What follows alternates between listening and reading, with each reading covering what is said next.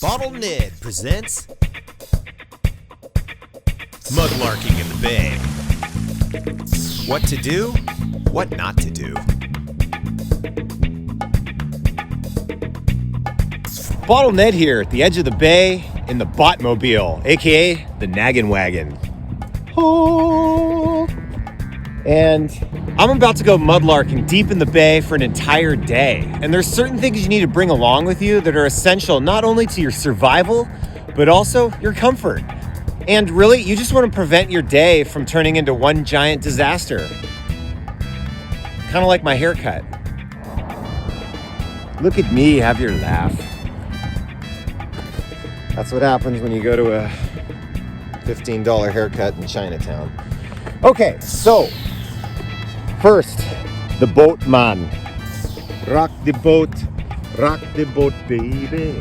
This is an inflatable job from the hardware store. I actually found it on the side of the road, and when I put it in the trunk of this piece of shit car, this stupid design, this thing closed and right on it and put a big hole in it. But there's good news for that too. I bought myself some duct tape, so when I go to inflate this thing and it starts losing air in the bay, I'm just gonna use that. Gloves, very important, okay? Your hands get freezing cold when you're out in the bay. It's a lot colder there. You're exhausted. The tips of your fingers start to, they start to get numb. Frostbite, whatever. It starts to hurt. So gloves are really important. Lots of water in the milk jug. Food. You get incredibly famished out in the bay. It's not like a normal day when you're just walking around. You're like sinking in the mud, like, oh, and every step takes a lot of energy out of you. So you need to constantly replenish yourself with food. You get hungry really fast. All right, here's an oar I found you can paddle with. I found that on the beach somewhere. The bike, you have to bike. There's lots of salt ponds with little trails all around them. So the actual shoreline, the muddy shoreline of the bay is miles away from where I can park. So I don't want to waste all my time walking there like a fool. We're not going to bring any probes because the storms, I'd normally bring a probe if there was a lot of silt, but the storms have stripped the mud so much that I'm just going to see stuff at this point. There's no silt left. All the bottles, every bottle you can think of that was ever thrown into the bay in the history of ships sailing in it, and people drinking on the ships and throwing the bottles overboard, every bottle that is still there is now visible. That's how much storm activity has happened in the West in the last couple months. Wind, rain, high water. So nothing's buried in silt.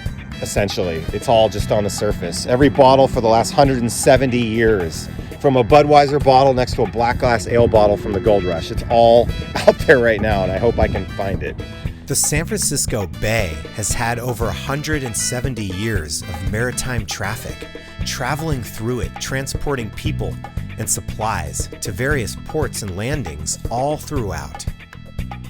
For us, that means one thing: bottles.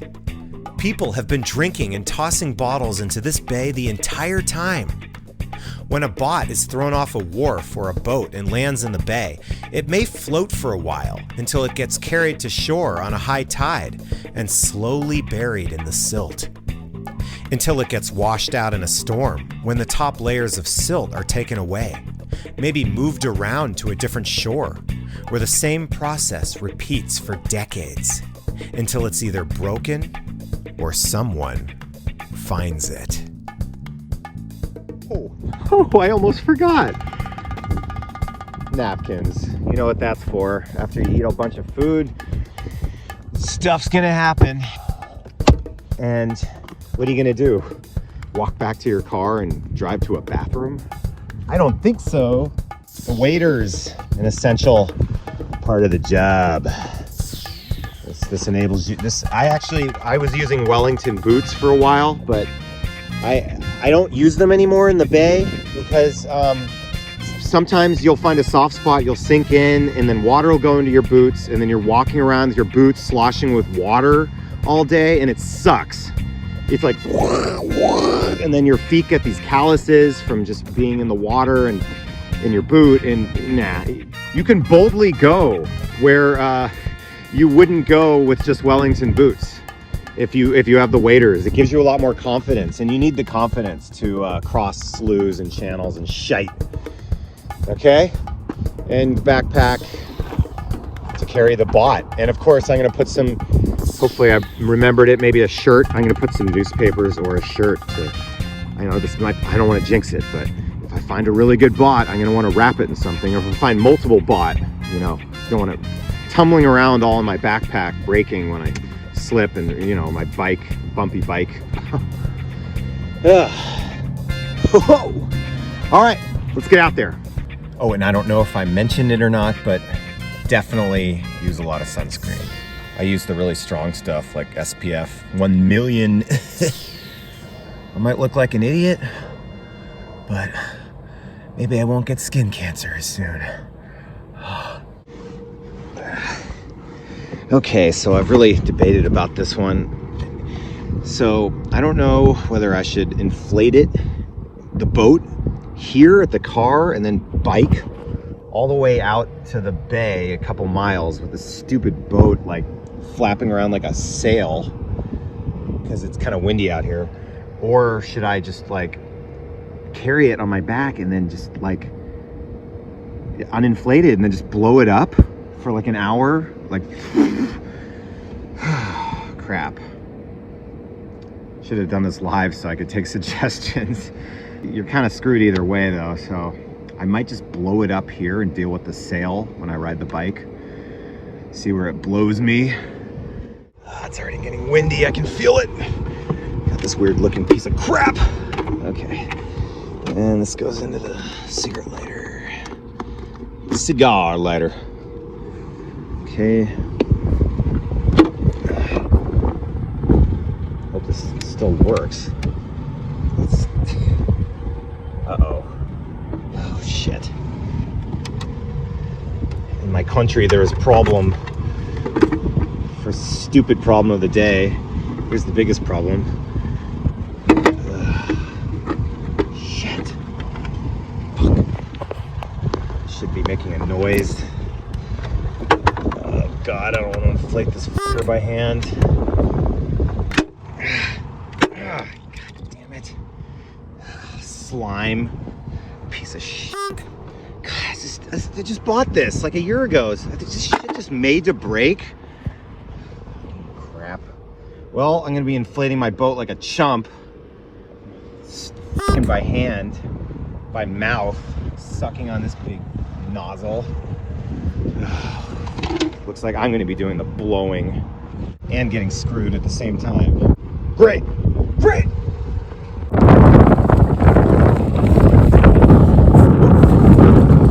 Yep, it's a long schlong ride out to the old bay, but I'm pretty excited. I'm excited about the possibilities. This is the easy part because the raft isn't a sail, it's deflated. The hard part comes when I have to inflate the raft with my mouth. La la la la la la la, the promised land. There's only one problem. Wow, wow, wow, wow, wow, wow, wow, wow. Big old slough separating me from the glory. And one big suck and blow. I said it before and I'll say it again. This is gonna blow.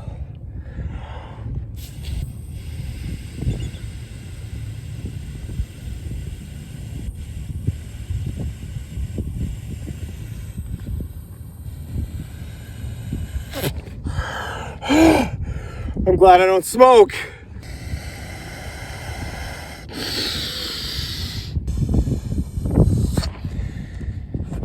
It's been 10 minutes. I wish they could just modify this nozzle so that you could just fart into it the whole drive here, because then it would have been inflated.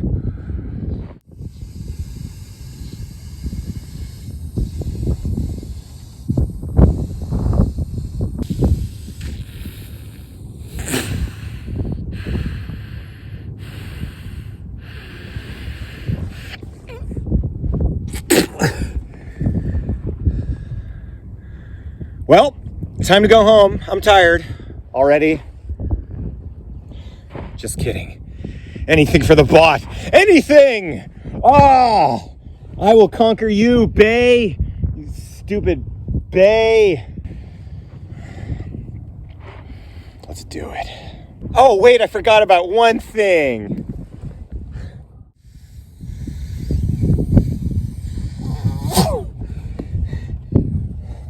Okay. Ping, ping, ping. The craft seems sound. It's seaworthy, I tell you. Ha! Boy, look at how stripped everything is. Look at that. Oh, juicy. Oh, it's already sinking. There's some parts, there's some sinky spots. For sure. Okay. Bottles, you're mine. Oh.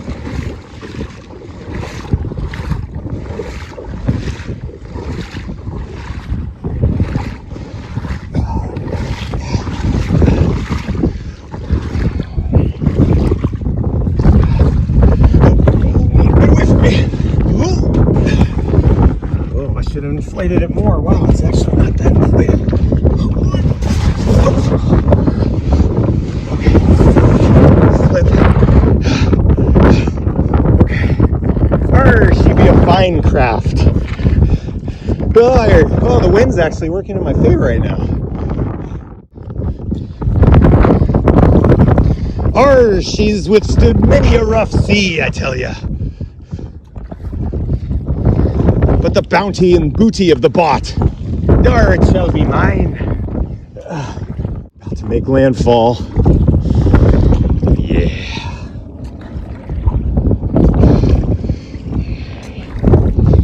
That'll be fun coming back.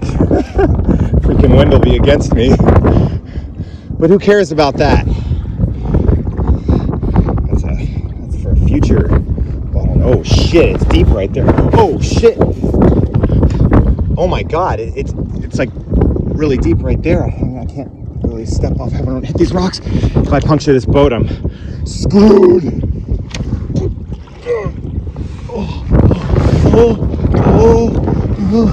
Don't touch the rock. Oh, please. I'm about to slip off. Okay. All right. I need two hands here. I'm gonna get this thing to land. Tie her up somewhere. All right, I safely beached her. Now I'm gonna hammer a piece of wood in and tie it to a string that I brought, because this thing will just blow all the way to blow land. That thing will be gone, man. I got my piece of string here, because I'm having trouble separating it. I'm just gonna tie it like this. Okay. Or this be not the knot of a seaman. You know what? I think it'll work. Okay, are we ready yet? Finally, to find some bot. Okay, the wind got pretty bad in this clip, so I'm just gonna narrate it with the microphone at home. There's some typical 20th century stuff you see, mid 20th century, 1950s, Clorox and a sauce bottle. Okay. You see most of what you see is that age. Oh, there's a Mickey's barrel bomb. All you hardcore alcoholics will know what I'm talking about. The Mickey's Big Mouth. There's an older bottle, probably 1920s. I think that says medicine, medical. Look at how beautifully textured that mud is. There's no silt left. Oh, this is a 1940s whiskey flask. National Distillers or something like that. 1949, I think it says. This age, the post-war years, man, they were the biggest, the years of the most pollution. You notice there's just more of this age garbage out in the bay than any other age. So they did most of their dumping in the post-war years. Oh, there's an incinerated bottle from the 1940s or 50s. They used to incinerate their garbage during that period too. They started to burn it. They didn't burn their garbage as much in the 19th century. There's a lot of wood you can see, old bits of landings and pilings, wharfs. There's just no silt left. This is really exciting. Whew. Yeah, it's just all cut down. I think that's what I'm saying there. Yeah, you wouldn't want to listen to this clip. It's just pure wind, so help you out there. Yeah. Ooh, what's this? Oh, that was almost exciting, let me tell you. That just could be anything, but it was another 1940s whiskey bottle. Oh, here is a pint size, unfortunately broken, beer bottle. Seal Rock Bottling Company, John Kroger, San Francisco, Cal. This is the 1895 circa pint size, but I actually found a 1906 circa half pint or split size in my Under the Street video. I'll put a picture of that up here. Thing is, those 19th century bottles have had more than 50 years longer to wash around and potentially break than even the 1950s crap you're seeing, so more of a chance for those to be broken, unfortunately. Hoorah! Oh, that's not good. Oh, no! Oh, fuck. No, I want to see some assholes' footprints. No, you prick. Oh, that means someone else was out here walking looking for butt. Oh, you bastard mother. Oh, look at that old feature.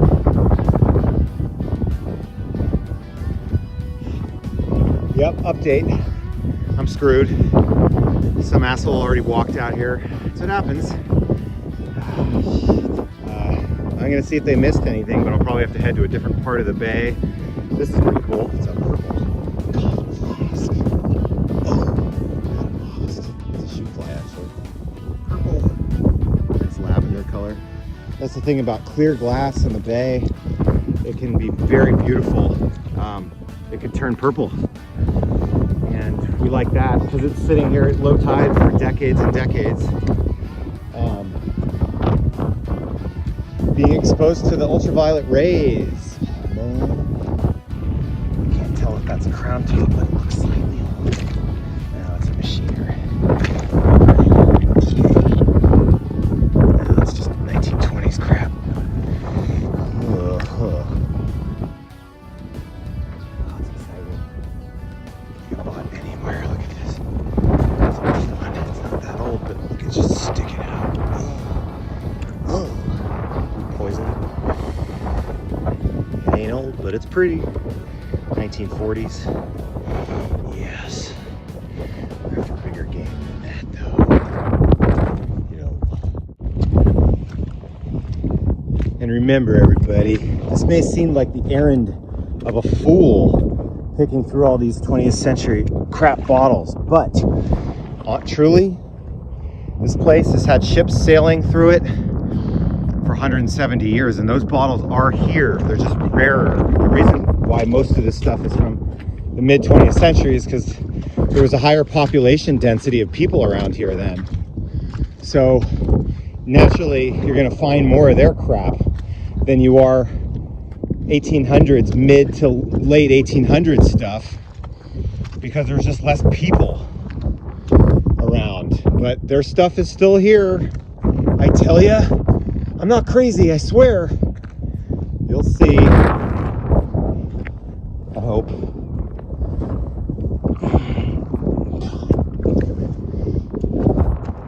Just have to go through every one of these pieces of shit. Oh, wow, there's...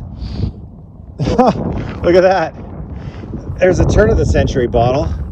The old Louis Tazig, Union made. About 1910 on that.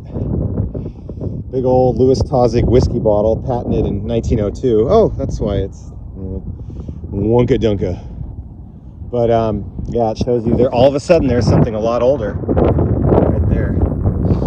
Okay. A tale of two Tazigs. There's no doubt that a man who went by Louis Tazig started a prosperous wholesale liquor firm in 19th century San Francisco. Incorporated in 1865, and lasting through the turn of the 20th century, Louis Tazigan Company was responsible for some really nice Western bottles, eventually establishing multiple addresses and even cities for its enterprise. But the big question is, who was Louis Tazig? And how many Louis Tazigs were there? 1 or 2 or more? There weren't more than a handful of Tazigs living in America in the 1860s, but the name shows up in 2 distinct historical records from the West. A man named Ludwig Tazig was listed in the 1868 San Francisco voter register as a liquor dealer on Sansom Street.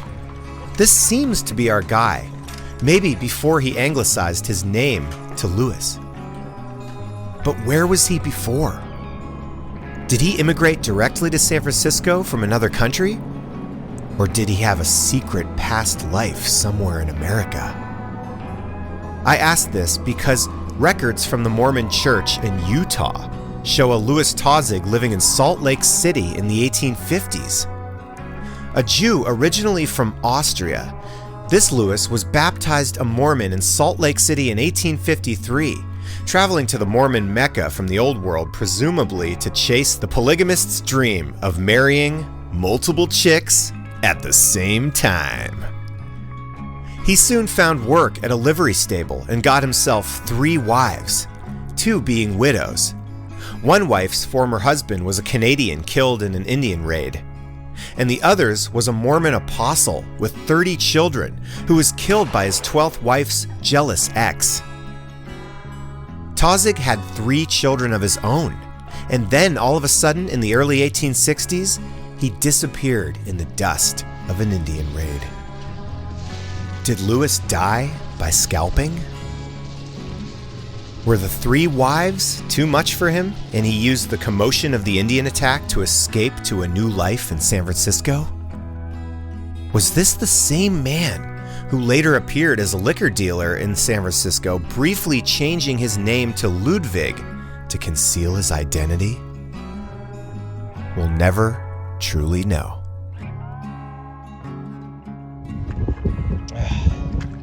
It's exciting though, you just never know when you're gonna spot something. Woohoo! Look at how much the storm tore into this stuff. I mean, look, the waves washed over the pushing old bot way up here. I mean, look at that. Crazy. God. Oh, that's a dandy flask. That's a dandy. Turn of the century, handmade, screw top. It's not purple, not embossed, not whole. That weird thing, I don't even know what that is. Look at that, look at this storm, it just pushed this whole shoreline over here. I mean, you just never know where you're gonna find something. Sandblasted Canada Dry bottle or something from 1925. Boy, it just gets you really excited. It's different than digging a privy or digging a hole because you're just walking around. You just never know what you're gonna see in the next second. Oh, Quaker, damn it. I felt it was embossed. I got all excited for a second. That was a really popular liquor brand in the 30s. It's like this really trippy infrastructure of whatever was here. There was landings here, wharfs in the 19th century, so whatever this ramp, they built something here for boats to come up. Woo. Oh. And you think you just end up in one of these little pools. Damn, this is exciting. Rush, man. You can see something sticking out of that. It's just anywhere.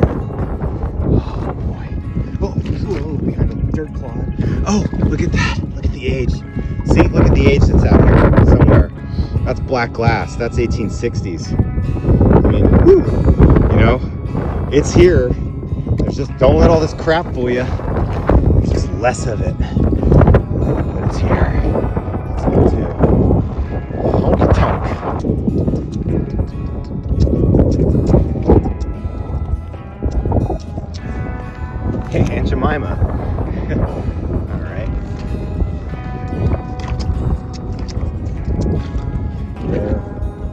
is it gonna be? Where would be the trip? It's the 10 trillion junkie mid-20th century. Oh, that's Prohibition, medicinal whiskey. Do I see Salvation on the horizon? Is that an old wine? Ish. It's an absinthe bottle, actually. Absinthe.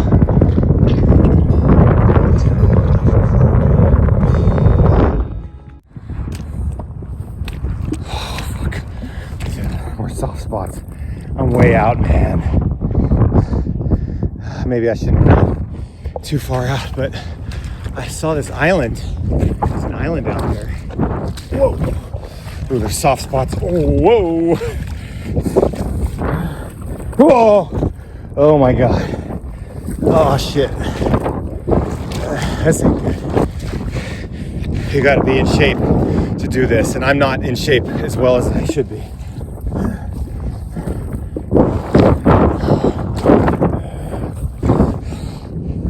Too many Twinkies. It's a totally different workout than digging.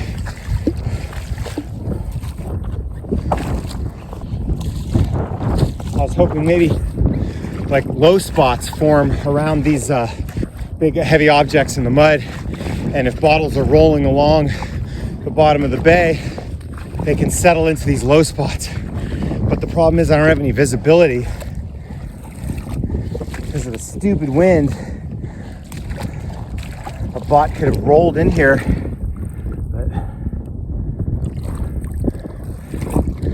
I'm gonna have to head back to shore, man.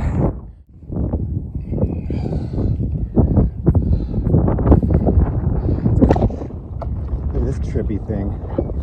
One of them bay worms. How'd you like to swallow that? Oh, it's nasty. I think he's probably coming out of his burrow to feed. Dude's alive, methinks. Weird. Mudworm. Ass kicker. Maybe a freaking dolphin or a stingray was digging in the mud way out there, and then, you know, picked up a bottle and the bottle washed into shore, and here it is. There's like every single possibility. Oh, there's mud on the camera lens.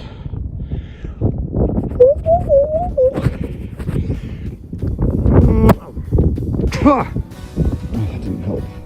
There's lots of bat rays and stingrays in the bay, and I have this theory that when they go to bury and hide themselves in the mud, sometimes they dig up bottles, which then become exposed at low tide. Don't say it. Like the urge to be cheesy. Oh, nice jokes. Are you alive? Look at little fella. So those duck hunters drank whiskey too. Where is it?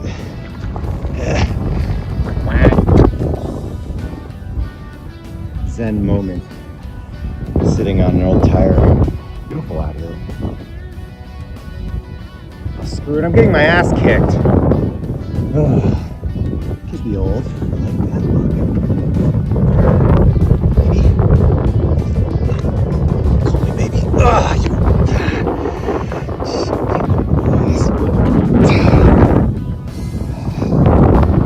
Vicks Vapor Rub. Suck it.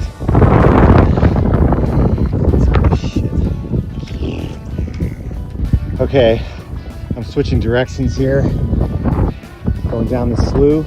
Gonna turn around and go into another part of the bay, but look, pharmacy bottle. Damn, I already see it's not embossed, but I do see that it's purple. Beautiful amethyst color. Isn't that nice? It's a pharmacy bottle from maybe about 1890, the turn of the century. Got some purple in it. It's like 5 o'clock. Oh my God. And it just hit me. This is what happens in the bay. You, all of a sudden, if you're doing okay, your motor's running, all of a sudden, bam, you get hungry as shit right away, just out of nowhere. Your mouth starts salivating, you feel this emptiness, it hurts. You can't stop thinking about food. You're not even thinking about bot as much. That's how bad it is. Yeah, that's bad. So take a little calorie reload break. Reload! Usually it tastes like a headache, but out here, let me tell you, a Cliff Bar never tasted so good. This video not sponsored by Cliff Bar. Oh, that saved me. All right, let's go continue getting my ass kicked.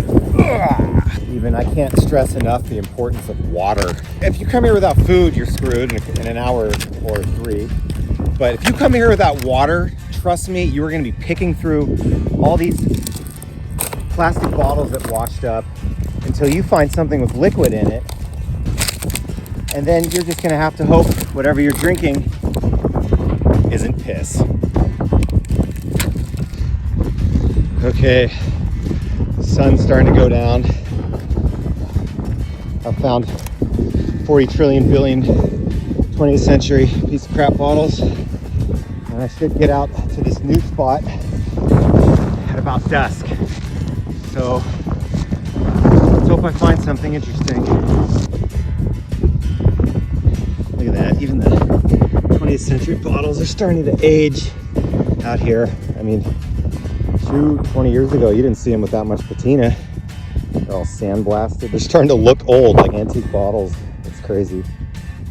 It's also crazy, though, to think that no matter how old these bottles from the 1940s get, they'll never be as interesting or desirable as hand-blown 19th century antique bottles because they're too mass-produced. There's too many of them, and they're made too uniformly. Essentially, they're too ugly. Oh, look at that. Oh, that was a close one. Sun-colored amethyst, 1890s coffin whiskey flask. And it's just a beautiful, darker amethyst color. They call that desert glass.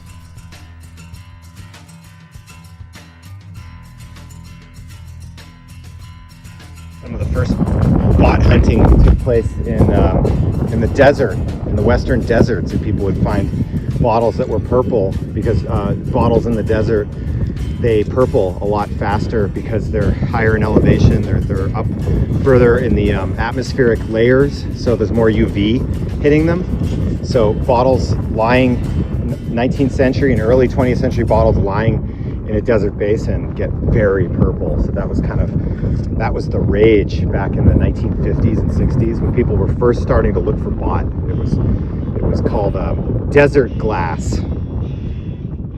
In the 19th century, glass blowers were always striving to create the perfect piece of glass. One big aspect of perfection was color. Clear bottle glass was in demand, since it not only made the container for the brand look higher in quality, but it also meant one could get a better view of its contents and see just what the hell they're drinking. Besides silica, the basic ingredients of glass included lime and soda ash, which added an unintended, often aqua coloring to the glass, preventing it from coming out clear. And so the element manganese was included in the glass formula as a decolorizing agent. But there was one slight problem with using it: sunlight. The ultraviolet radiation found in natural sunlight caused the manganese to oxidize, turning the glass amethyst over time. Basically, the more time a piece of manganese glass sits in the sunlight, the stronger the sunlight and the larger the amount of manganese used to make the glass, the more purple it gets. Since deserts in the West often sit at higher atmospheric elevations and are exposed to stronger sunlight for longer periods of time, they are great places to find heavily purpled manganese glass. Even as far back as the 1950s, it was a popular pastime to set out for a weekend of purple bottle hunting in the desert. Sun-colored amethyst bottles even came to be known by collectors as desert glass, and are still a hit to this day. Sadly, World War I ended production of the manganese bottles because the war effort needed the element for manufacturing munitions such as bullets, and clear glass began to be manufactured using selenium as the primary decolorizing agent. Bottles made using selenium, unfortunately, will not turn purple. But manganese purple bottles continue to be found to this day and are a great way to definitively date a bottle and a site to the pre-World War I period. All right, what do we got here? 1950s jar next to a surfboard, dude, a tire, and then an 1880s pottery German mineral water bottle next to all that new crap. So it's amazing the way the currents in the bay just push everything all together, old and new. Speaking of, there's a 1895 to 1905 tool top purple whiskey bottle next to a Mickey's Wide Mouth, 1980s or whatever. Oh, that's how you want to see an old bottle. Unfortunately, this one isn't that old. It's like mid-20th century again. But that's how you could find a really old bottle. Okay, here we go. All right, now this looks like a new bottle. That's probably why no one else picked it up. But that is an old dandy flask from the turn of the century. Okay, this one's really interesting because it's purple! Woohoo! Oh my god, that thing is so sun-colored amethyst. It's been sitting in the bay for 120 years, and it's just been exposed to direct sunlight, and that's what's happened. It's a handmade bottle. It's made before World War I. Oh my god. It's just, I'm trying to find a good backdrop to show off the color, but I'm going to show more of it. This is one of the most intensely sun-colored amethyst bottles I've ever found. That thing is absolutely amazing. I'm really stoked about that. That just made the day. Let me tell you, that's some desert glass right there. That's amazing. That's a handmade screw top. The screw top didn't become fashionable until they had machine-made bottles, because since screw tops were handmade in this period, they wouldn't fit all the uniform caps that were made by a different machine or whatever. But so there was a problem with sealing these beverages and they would leak. So the screw top was very imperfect and not widely used until the advent of the automatic bottle making machine, which standardized the screw top lip and enabled uniformity and therefore full closure and sealing of a bottle instead of. So that's just beautiful. A screw top in purple. Oh, that made my day, man. Let me tell you. And these two gloves, it's a good trick. So until my hands get cold, that'll be a good home for it. 2 thumbs up. Is it a bad sign or a good sign? I think it's kind of cool. Actually, that's terrifying. Oh, I guess it was a bad sign. Blah beer, turn of the century, 1890s. Dang it. Doink. Here's a shell that looks like it's from the tropics, but this actually used to live in the bay before the bay was all cloudy with agricultural runoff and silt from all the hydraulic mining. It used to be clear tropical water before we came and destroyed it. And shells like this used to thrive in the bay. So here's an artifact from that period in history. 20th century.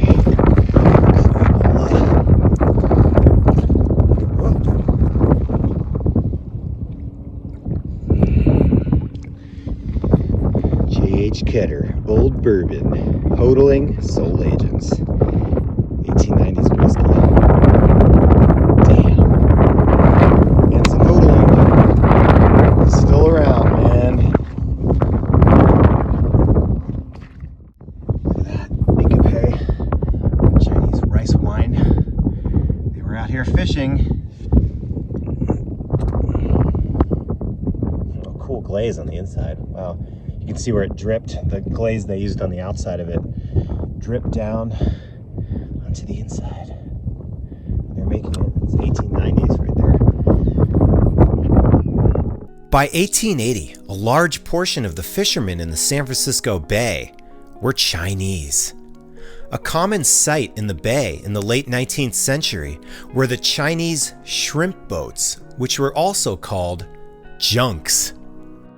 These were built out of locally sourced redwood and closely resembled the vessels sailing the fishermen's home waters back in Guangdong Province, China. After 40,000 20th century bottles, let's see if it's whole. Come on. Oh, that's beautiful. Oh, it's so beautiful. Oh. Let's do a prayer. Does it have a top? Please have a top. Please have a top. Oh, bottle.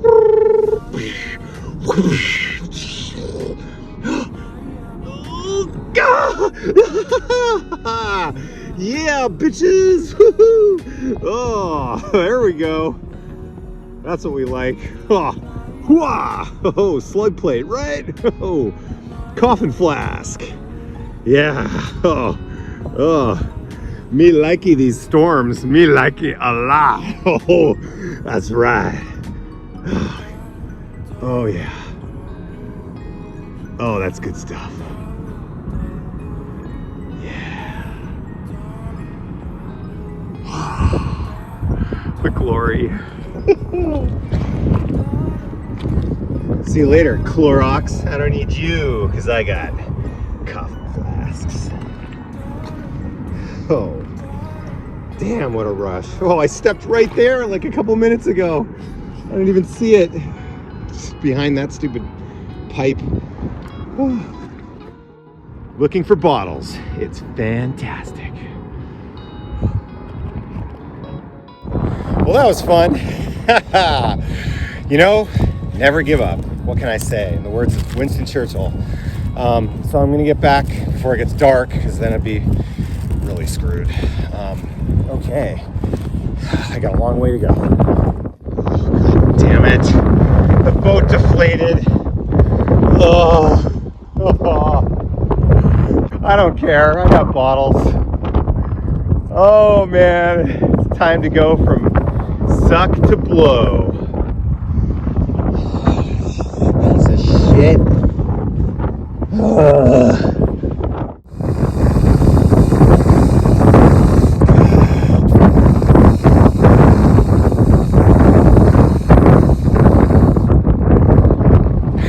Shit up. Tide's coming in freaking fast. It's gonna push me way back that way, but my bike's over there.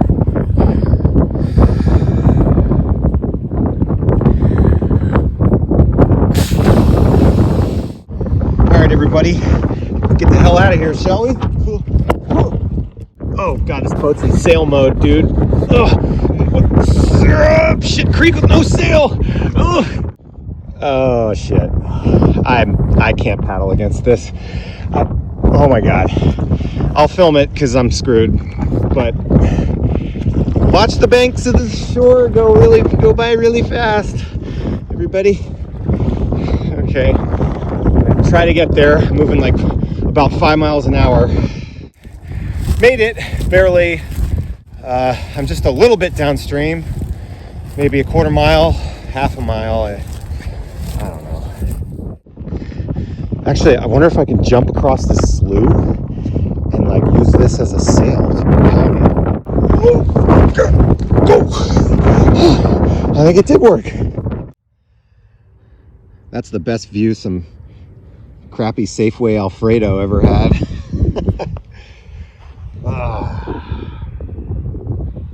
Just one more leg of this ordeal, getting this boat back to my car on the bike, but I'm going to try to deflate it as much as I can before that. So walking back, look at this freaking whale skeleton. Damn, it's almost like two. I guess it's like just one long set of vertebrae, just in two lines here. Wow, sweet. these whales would die, they'll come into the bay and die and wash up, or they'll die out in the ocean and get bloated and wash it into the bay and end up on shore. A lot of the times they, I was reading that they get hit by those big container ships out in the ocean sometimes, and they die because of that. It's really sad. There's been several that have washed up on beaches, you know, on the West Coast. In the waters outside of San Francisco Bay, cruise liners and cargo ships regularly break the recommended speed limits, and roughly 80 endangered whales are killed off the West Coast per year by a phenomenon known as ship strikes, which is when large vessels accidentally hit and kill the whales. Some nature. Yeah. Play ball!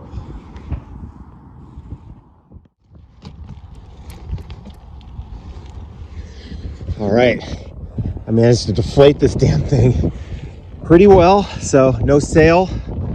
It's smooth sailing, and we're gonna head home, wash the bottles. Oh boy, can't wait to see me some purple. All cleaned up. We'll start with the Med.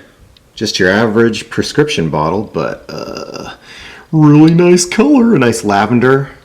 Beautiful. It's really hard to capture the purple colors on a camera, especially since your hand is kind of like kind of a pinkish color. But yeah, turn of the century, 1890s. And I wanted to film that first because filming the other bottle first would have made this look like it's clear, because whoa, oh my god. I mean, this stupid camera is not picking up how purple this thing really is. God dang, dude. It's just not quite just making it explode with purple like I'm seeing, but this is a really purple bottle, man. Oh, that's amazing. And that's a sun-colored purple. That is pretty dark for sun-colored if you didn't find it in the desert. If you find a purple bottle in the desert, it's going to be really purple. That's where the bottles become the darkest. Because of the elevation and just the amount of sunlight that they're just bombarded with. So for this not being in the desert, for this being at sea level, that's pretty good. Yeah. Beautiful. Oh, and of course, the grand prize. This is also a light amethyst, yet you can't really see it as much, you know, after I showed you that other flask. Oops. But yeah, see, light amethyst, beautiful. Shoe fly, 1900, 1905, somewhere in there. Oh my god. Love the embossing. Beautiful mint bottle. This thing is like a light bulb. The fact that no rocks washed over this and broke it is just incredible. And it's not that purple, so it was probably buried for much of its life out in the bay. I'm guessing just because of the two factors of it not being too purple, and then also it's just so thin. If this had rocks washing over it for long enough, it would have gotten popped. And you can see the sandblasting on the surface of this flask, which is way more purple. So while the depth of the purple isn't always a thing, because maybe this has less manganese in it than this one, so that's why it's more purple. But I think in this case, it's just because this bottle was buried for longer, and see how the surface is clean and shiny still. It hasn't been sandblasted, but this surface has been tumbled by sand for many decades. That spent a majority of its life in the bay, exposed, and no one picked it up because it was a piece of crap screw top flask. So their neglect is my gain. Another thing I should point out is that people actually reproduce purple glass. They use these machines that are basically used to bombard food, to sterilize food and kill the bacteria with ultraviolet radiation. There's some kind of these giant machines they have in factories, and I don't know, some people must work in these factories and have access to the machines. I think a lot of the bot community agrees is that there's certain people that have access to these really expensive industrial machines that bombard things with gamma rays, ultraviolet radiation, and they'll maybe after their shift they'll slip a tray of clear crappy bottles into the machine, and the bottles will come out super dark purple. So these days when you see a really dark purple bottle being sold somewhere, there's a possibility it was irradiated artificially in a machine. And collectors don't like this as much. There's a debate about it. I mean, I actually think they're beautiful, but they're not natural. They weren't naturally purpled by decades of sun exposure, which is what most purist collectors prefer. And there you go. The one thing I can tell you though is that this is 100% natural. No artificial color added. Oh yeah. All right, I'm gonna go stroke it for a long, long time. The bottle, I mean. The bottle. If anyone can spare anything on Patreon, please help so I can get a better haircut next time and not have to suck on this big shiny nozzle.